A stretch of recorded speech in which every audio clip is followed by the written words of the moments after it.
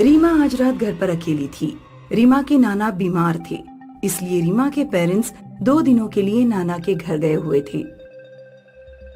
घर पर अकेला रहना हो तो कितना मजा आता है। चाहे टीवी देखो, चाहे बॉयफ्रेंड से बात करो, कोई रोक टक नहीं। आज खाना भी नहीं बनाऊंगी, पिज्जा मंगवाती हूँ और उसके साथ कोल्ड ड्रिंक भी। रीमा ने एक फूड डिलीवरी करने वाली वेबसाइट से पिज्जा ऑर्डर कर दिया और टीवी देखते हुए पिज्जा आने का इंतजार करने लगी। कुछ देर बाद किसी ने डोरबेल बजाई। लगता है पिज्जा आ गया। रीमा जब दरवाजा खोलने गई तो बाहर कोई नहीं था।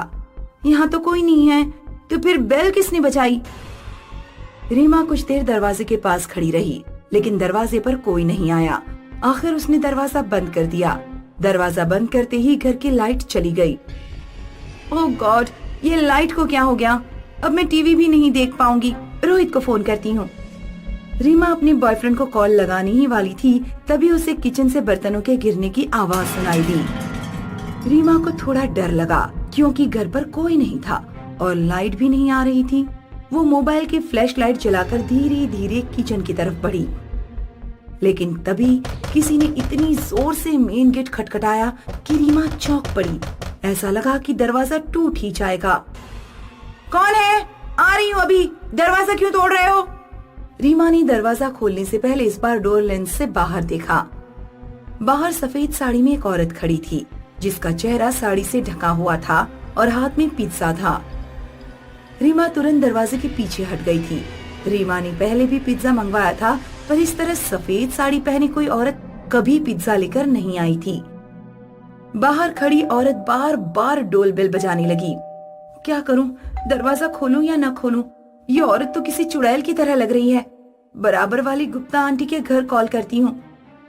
हेलो आंटी, मैं रीमा बोल रही हूँ। मैंने पिज्जा मंगवाया था, पर सफेद साड़ी पहने कोई औरत मेरे घर पिज्जा लेकर आई है। मुझे डर लग रहा है।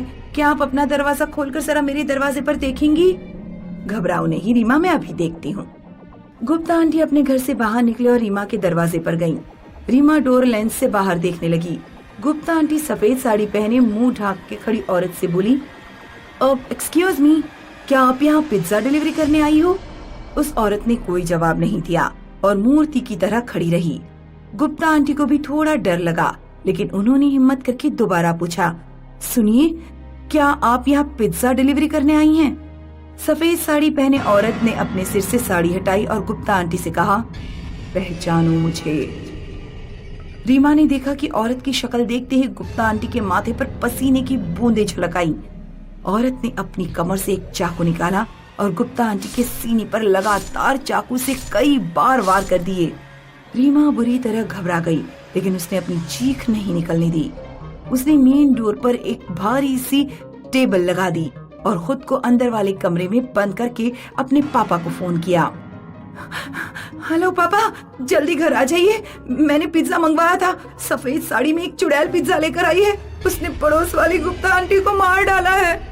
रीमा फोन पर अपने पापा से बात कर रही थी, तभी उसे लगा कि चुड़ैल ने मेन गेट तोड़ दिया है। रीमा ने कमरे की फर्श पर लेटकर दरवाजे के नीचे से बाहर देखा।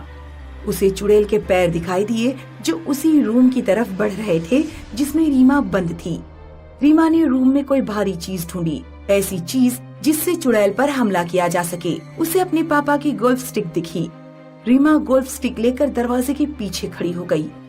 जैसे ही चुड़ैल कमरे में घुसी, रीमा ने गोल्फ स्टिक से चुड़ैल की गर्दन काट डाली, लेकिन चुड़ैल के धड़ ने अपना सिर उठाया और वापस जोड़ दिया।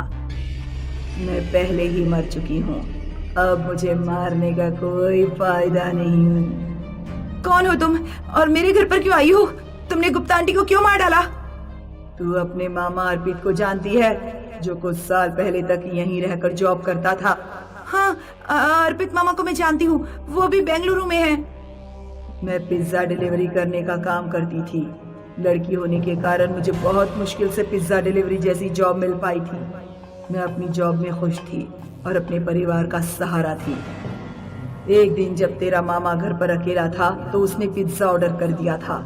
जब मैं पिज्जा डिलीवरी करने आई तो मुझे अकेला देखकर उसकी नीयत बिगड़ गई। उसने पिज्जा मेरे हाथ से लेते समय मुझे गलत तरह से छुआ, तो मैंने उसे 2 थप्पड़ लगा दिए। तेरे मामा ने मेरी गर्दन पकड़ी और पास में रखा शीशे का पॉट मेरे सिर पर दे मारा। मैं बेहोश हो गई तो तेरे मामा घबरा गए। उसे लगा कि मैं मर चुकी हूँ। घबराहट में वो मुझे घर के पीछे वाले गार्डन तक घसीटते हुए ले गया और उसने मुझे गार्डन में गाड़ दिया। गुप्ता आंटी का तेरे मामा से चक्कर चल रहा था। उसने भी मुझे गाड़ने में तेरे मामा की मदद की थी। इतना कहकर चुड़ैल गायब हो गई। रीमा तुरंत अपने गार्डन में गई और फावड़े से उसने पूरा गार्डन खोद डाला। वहाँ उसे कंकाल गड़ा हुआ मिला। रीमा सोच में पड़ गई कि क्या उसे अपने पेरेंट्स को सब कुछ बता देना चाहिए और अपने मामा को सजा दिलवानी चाहिए या फिर उसे अपने मामा को भाग्य पर ही छोड़ देना चाहिए। आपको क्या लगता है दोस्तों, रीमा को क्या करना चाहिए? हमें कमेंट करके जरूर बताएं।